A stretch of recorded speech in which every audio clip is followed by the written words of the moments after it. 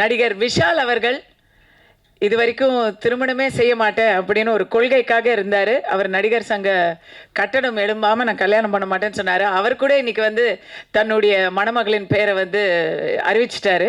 அதனால் இயக்குனர் திரு ஸ்ரீராம் அவர்கள், நீங்கள் வந்து உங்களுக்கும் கூடிய சீக்கிரம் அந்த மாதிரி ஒரு நல்ல ஒரு திருமணம் நடக்க வேண்டும் அப்படின்னு வாழ்த்துறேன். ஏன்னா அவருடைய கனவு வந்து சினிமாவில் வந்து ஒரு சாதனையை செஞ்சுட்டு அதுக்கப்புறம் திருமணத்தை பற்றி யோசிக்கணும் அப்படின்னு சொல்கிறாங்க. நான் சொல்கிறேன், திருமணம் பண்ணி பாருங்க. அந்த சவாலை நீங்கள் நல்லா சக்ஸஸ்ஃபுல்லாக எதிர்கொண்டுட்டீங்கன்னா சினிமாவெல்லாம் வந்து ஊதி தள்ளிடலாம், பிரச்சனையே இல்லை. ஸோ வாழ்த்துக்கள்.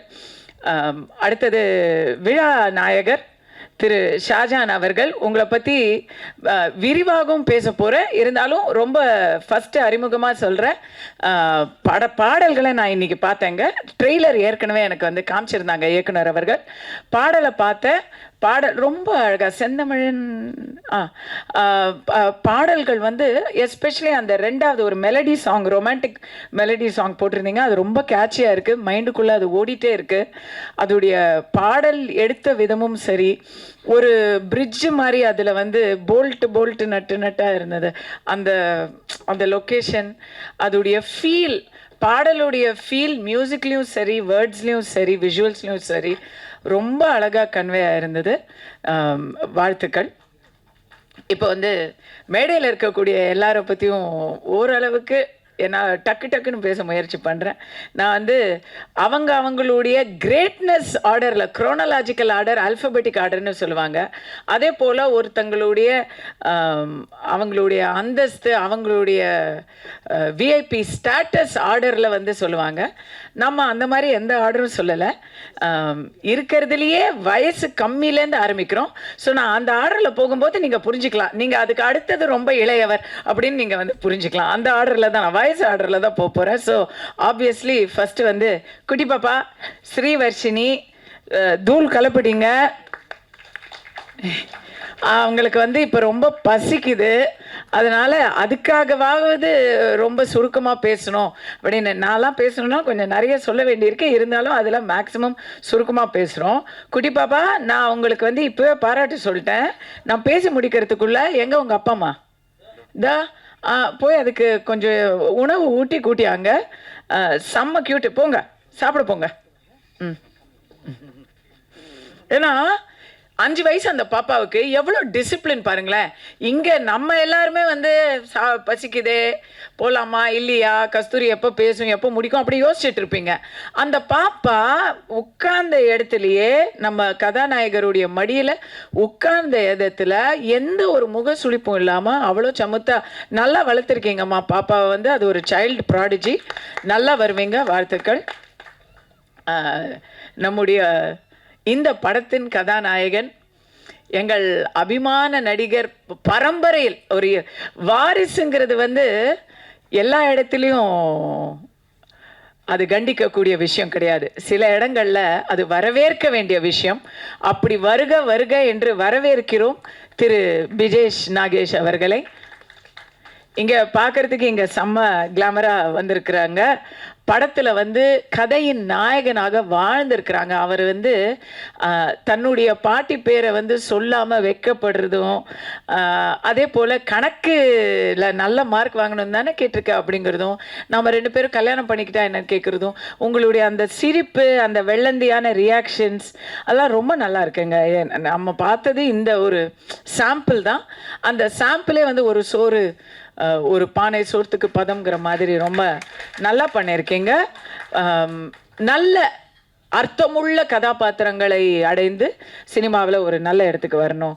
உங்களுடைய தாத்தா பெயரையும் உங்களுடைய தந்தை பெயரையும் நிலையாட்டணும் அப்படின்னு நான் உங்களுக்கு வாழ்த்துக்கிறேன்.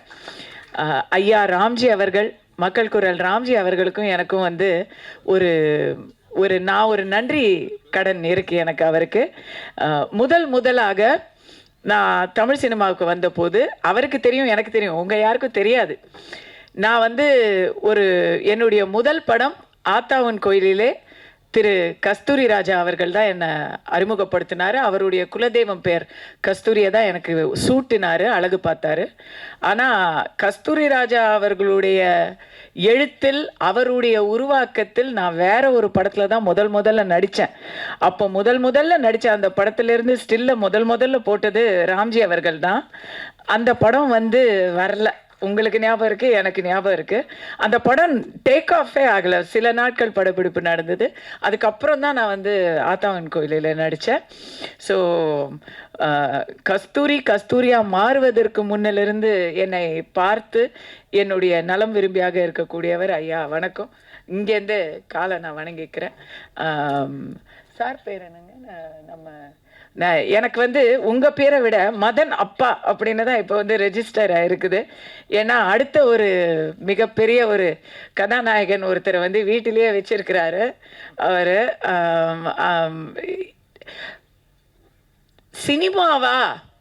சினிமாவுக்குள்ள யாரும் வந்துட்டா அது வேற மாதிரி அவங்களுடைய திசை போயிடும் அப்படிங்கிறது ஊடகத்தில் ஒரு புறையோடி போயிருக்கக்கூடிய ஊடகங்களால் கட்டமைக்கப்பட்ட ஒரு பார்வை. அது சினிமாக்காரங்க எல்லாருமே ஒரு மாதிரிப்பா அப்படின்ற மாதிரி ஒரு ஃபீலிங்கை இன்றைய யூடியூப் உலகம் மக்களிடையே கொண்டு சென்றடைய வைத்திருக்கிறது.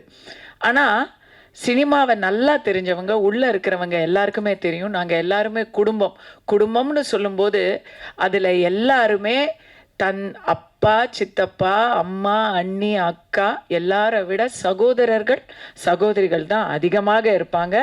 சினிமாவில் ஒரு கால் டாக்ஸியில் போகக்கூட பயப்படுவோம். ஆனால் யூனியன் டாக்ஸியில் எங்களோட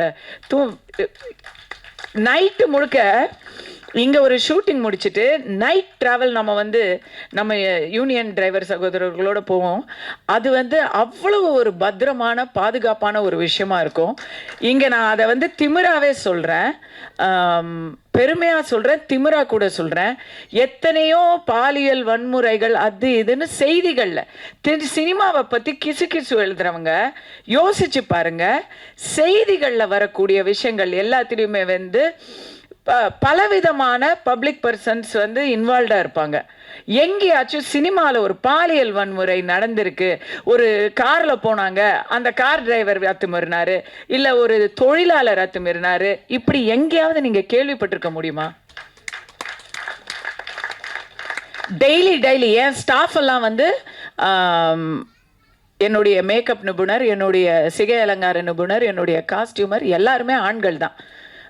ஒரு கவர்ச்சியாக தோற்றம் அளிக்கணும் அப்படின்னு சொன்னால் அந்த உடைய அந்த நேரத்தில் அந்த இடத்துல தைக்கிறவங்க கூட எனக்கு ஆண்கள் தான். அவங்க தான் எனக்கு சகோதரர்களா. ப்ரொஃபஷனலிசம் அப்படிங்கிறத சினிமாவில் கற்றுக்கணும். எல்லாரும் என்னை கேட்டாங்க, நேற்று கூட ஒருத்தர் கேட்டார், அமைதிப்படையில் நீங்கள் அல்வா வாங்கின அனுபவம் எப்படி இருந்துச்சுங்க அப்படின்னு. நான் 2 விஷயம் சொன்னேன். இந்த அனுபவத்தை யாருமே சத்யராஜை கேட்கறது இல்லை, என்னதான் கேட்குறாங்க அப்படின்னு. பட் முக்கியமாக என்னென்னா எங்கள் டைரக்டர் பேரரசு அவர்களுக்கெல்லாம் தெரியும், அந்த ஒரு சுட்டெரிக்கும் பாறையில் 1 மணிக்கு பிரேக்குக்குள்ள சீனை முடிக்கணும். நமக்கு சூடு முதுகு முழுக்க அப்படியே வேகுது. அதில் நம்ம எக்ஸ்பிரஷன்ஸ் வேற மாதிரி ரியாக்ஷன்ஸ் கொடுக்கணும். It's a very difficult thing. அதில் எல்லாருமே ப்ரொஃபஷனலாக சீன் நல்லா வரணும்னு நினைப்பாங்களே தவிர யார் எப்படி ஸ்கோர் பண்ணலான்னு நினைக்கவே மாட்டாங்க. அது ஒன்லி சாரி டு சே இன்றைய ஊடகங்கள் இதை எங்களுடைய கஷ்டங்களையும் எங்களுடைய நஷ்டங்களையும் நாங்கள் சந்திக்கும் சவால்களையும் நீங்கள் மக்கள்கிட்ட எடுத்து சொன்னீங்கன்னா அதுக்கே நிறைய டிஆர்பி, நிறைய வியூஸ் வரும். தேவையில்லாமல் ஃபேக் நியூஸ் சொல்லி பொழப்பு நடத்த வேண்டிய அவசியமே இல்லை. நல்லது சொல்லியே டாக்டர் ராஜ்குமார் சொன்ன மாதிரி எதிர்மறையான விஷயங்கள் நிறைய சொல்லும் பொழுது நேர்மறையான விஷயங்களை சொல்லுங்களேன். உண்மையாகவே இன்னைக்கு தமிழ் சினிமாவில் பாசிட்டிவான விஷயங்களை காட்டுற படங்கள் மட்டும்தான் இன்னைக்கு பிளாக் பஸ்டர் வெற்றியை பெற்றுக்கிட்டு இருக்கு. ஸோ இது எதுக்காக இதை நான் ஆரம்பித்தேன்னா, சினிமாவுக்கு வந்தால் எப்படி இருக்குமோன்னு நினைக்கிறவங்க நடுவில் சினிமாவில் தன் மகனை ஈடுபடுத்தணும் அப்படின்னு நினைக்கிறதெல்லாம் ஒரு பெரிய விஷயம். அதே போல் சுஜாதாமா பக்கத்திலே இருக்கிறாங்க. அவங்களுடைய தந்தையார் திரு பத்மநாபன் அவர்களும் திருமதி பத்மநாபன் அவர்களும் எனக்கு இப்போ விருது கொடுத்து கௌரவிச்சாங்க. நேர்மறையான விஷயங்களை பேசணும் சினிமா அப்படின்னு சொல்கிறது ஒரு முக்கியமான பாயிண்ட் நான் சொல்ல விரும்புகிறேன். இந்த படம் வானரன் அப்படிங்கிற பேரும் சரி, ஜெய் ஸ்ரீராம் அப்படின்னு தான் அந்த ட்ரெய்லர் வந்து ஆரம்பிக்குது. ஜெய் ஸ்ரீராம்னு சொன்னால் ஸ்ரீராமன் வெற்றி பெற வேண்டும் அப்படிங்கிறது தான் அதோடைய மீனிங். ஸ்ரீராம், ஜெய் ஸ்ரீராம். நீங்கள் வெற்றி பெறணும். உங்கள் பின்னாடி தம்பி உடையான் படைக்கு அஞ்சான்னு சொல்லுவாங்க. அண்ணனுடைய தம்பி உடையானா அப்படிங்களா? பக்கத்து வீட்டுக்காரரா? தண்ணி கேன் போட வந்து வர.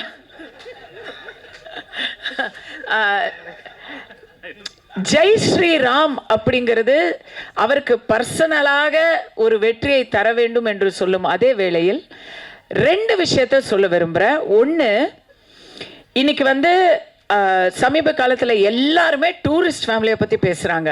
டூரிஸ்ட் ஃபேமிலியோட அதே அன்னைக்கு வந்து டூரிஸ்ட் ஃபேமிலி ரிலீஸ் ஆன அன்னைக்கு ஒரு மிகப்பெரிய நடிகருடைய பெரிய பிக் பட்ஜெட் ஃபில்ம் ஒன்று ரிலீஸ் ஆகுது.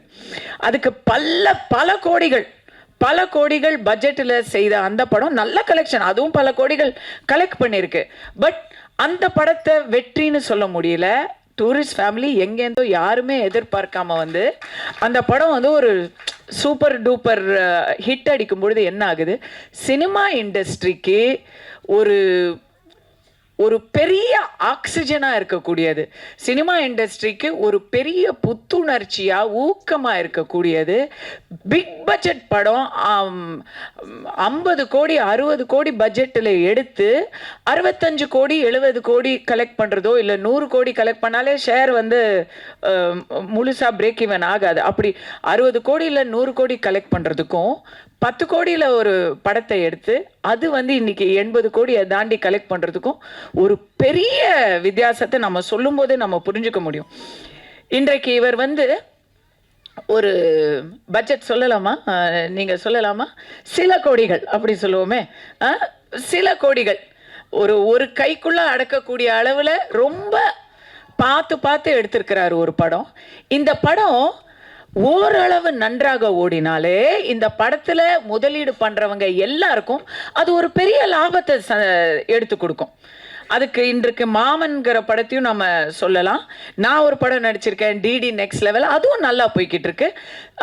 பட் அந்த படம் வந்து கொஞ்சம் அதிகமான பட்ஜெட். ஸோ பெரிய பட்ஜெட் வந்து பெருசாக ஓடுறதுக்கும் சின்ன படங்கள் வந்து நல்லபடியாக ஓடுறதுக்குமே வந்து சின்ன படங்கள் நல்லபடியாக ஓடுறது தான் தமிழ் இண்டஸ்ட்ரியை நீண்ட கால ஒரு அனுகூலமாக நீண்ட கால லாபத்துக்கு வழிவகுக்கும்.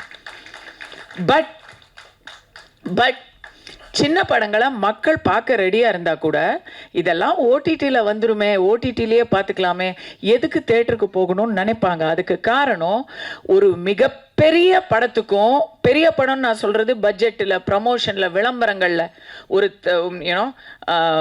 அந்த மாதிரி ஒரு பெரிய ஒரு பேக்கிங் இருக்கிற படம் வந்து எல்லாருக்கும் விளம்பரம் எதிர்பார்ப்பு எல்லாமே இருக்கும் இல்லையா, ஸ்டார் வேல்யூ.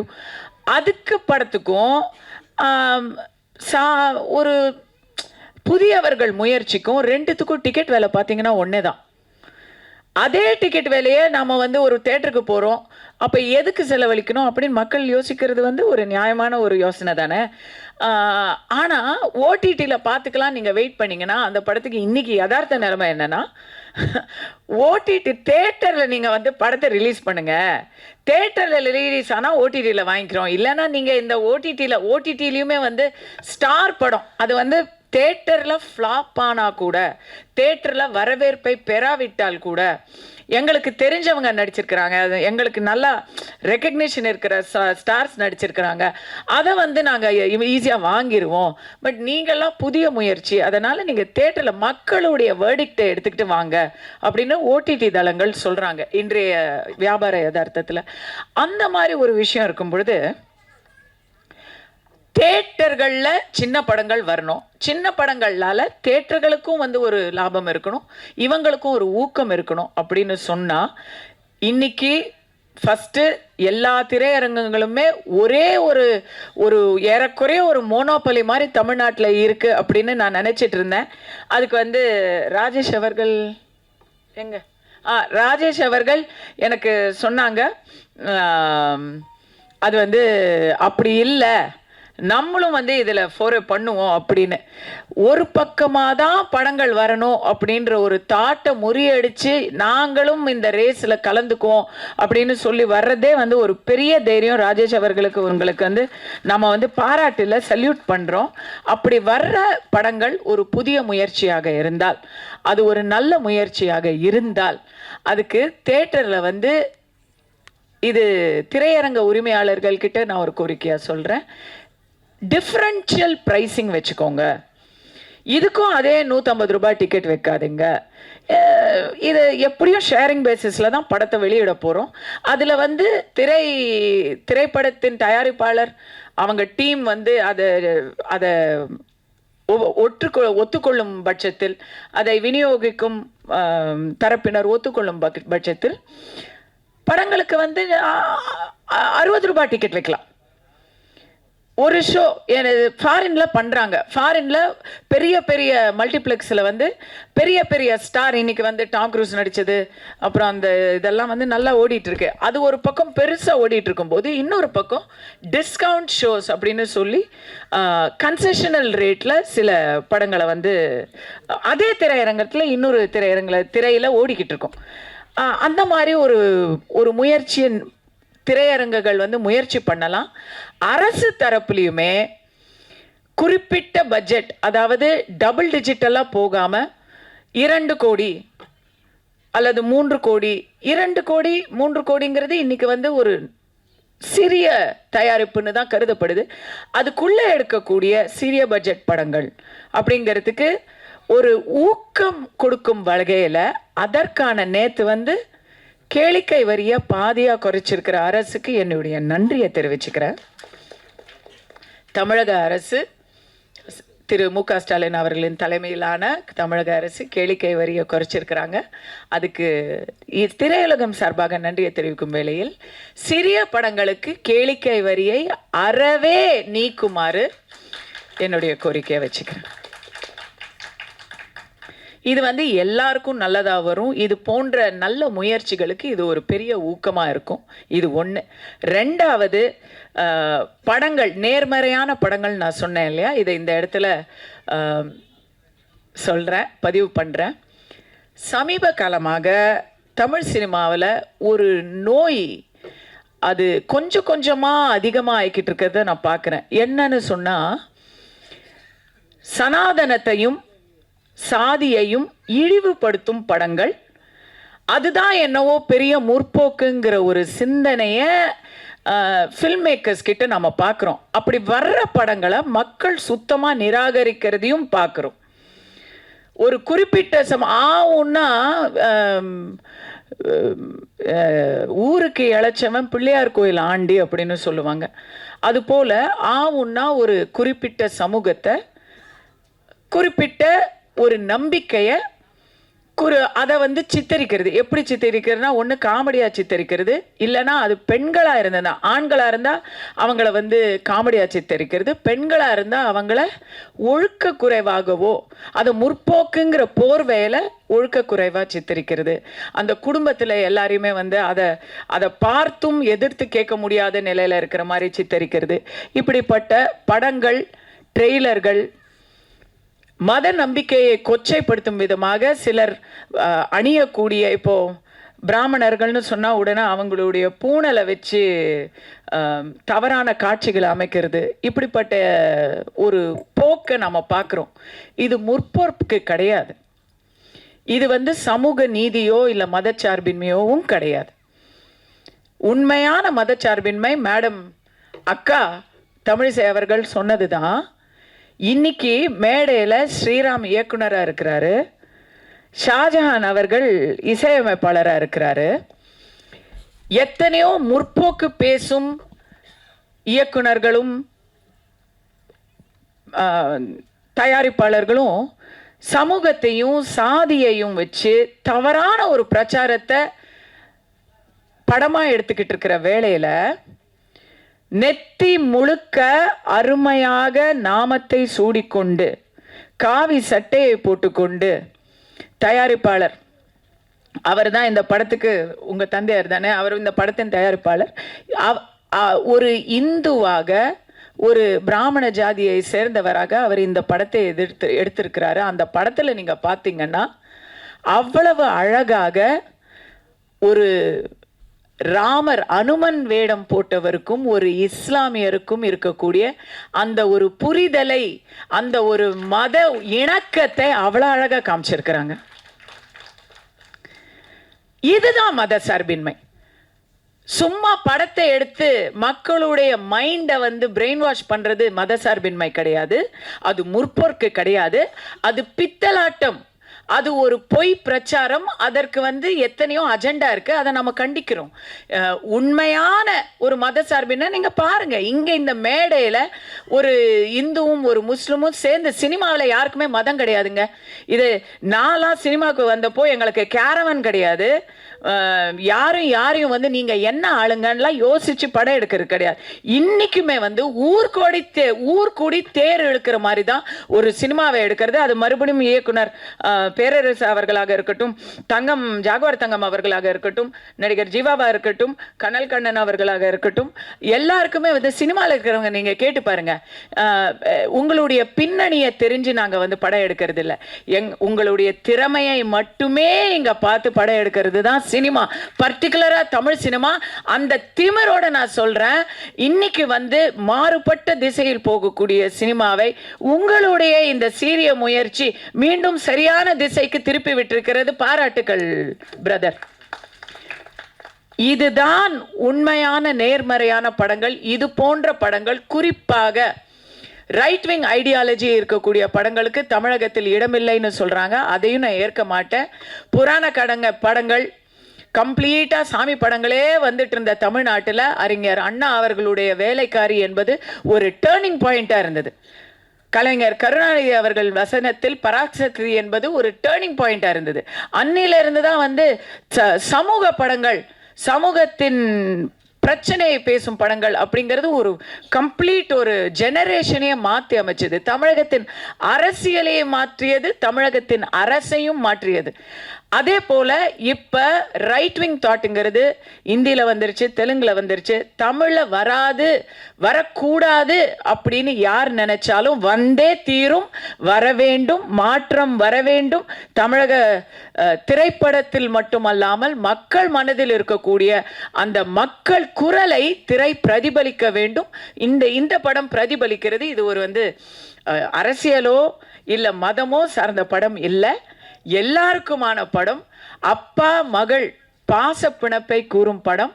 எப்பவுமே ஃபேமிலி சென்டிமெண்ட் தோத்ததே இல்லை. அந்த ஃபேமிலி சென்டிமெண்ட் எங்களுக்கும் இருக்குது. படத்தை பார்க்கும்போது, அந்த குழந்தைய பார்க்கும்போது அவ்வளோ ஆசையாக இருக்குது. ஸோ இந்த படம் ரொம்ப நல்லா வரும் அப்படின்னு நான் சொல்லிக்கிறேன்.